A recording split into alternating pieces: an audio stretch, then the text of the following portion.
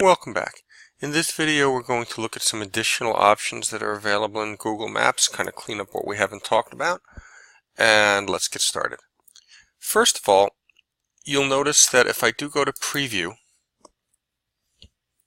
and this is what someone else would see, when you share this map it will look like this in View Only mode, which is normally what people will see. They will have the option to turn off your layers, so there I'm turning off the driving directions, on and off. And there I'm turning off the school, so I've actually turned off everything right now. So that's kind of nice. You have this edit and share option simply because you have access or ownership of the map.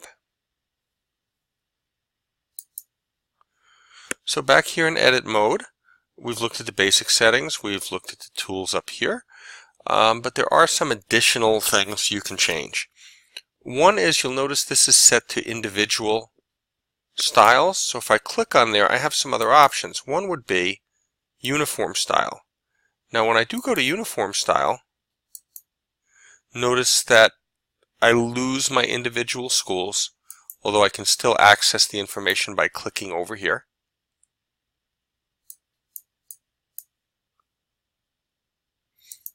Another option would be a sequence of numbers if I wanted to have them numbered, and that will bring them back.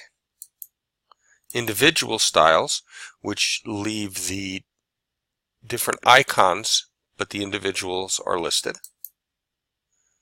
Or style by date and column, and I'll pick name here. So now you can see what it's done is it's color coded them kind of in an arbitrary way. I don't particularly care for this one all that much.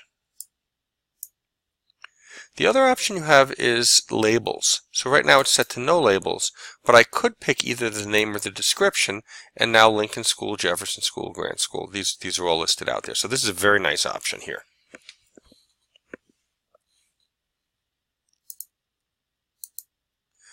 Remember, of course, that when you are on individual styles, you can go in here individually and set the colors if you want.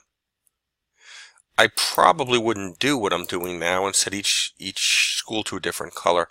I would use that more, I think, if I had different types of things. Like if I had a list of schools in here and parks, I might color code the schools one color with one icon and the parks different. So that would convey some information to the user. Okay, the last thing I'd like to look at down here, when you do have driving directions, it's just going to give you the option to change this from a driving route to a walking route to a bicycling route.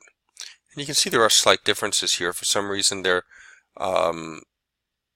saying if you walk you should avoid this section of road. You're going to walk down here, that's going to be better for you, but if you're bicycling or driving, you can see the route changes slightly in the process. So that's just Google's algorithm, the same one you'd find if you were searching for just on maps, if you were looking for directions for yourself. And I think that about concludes the topics for maps.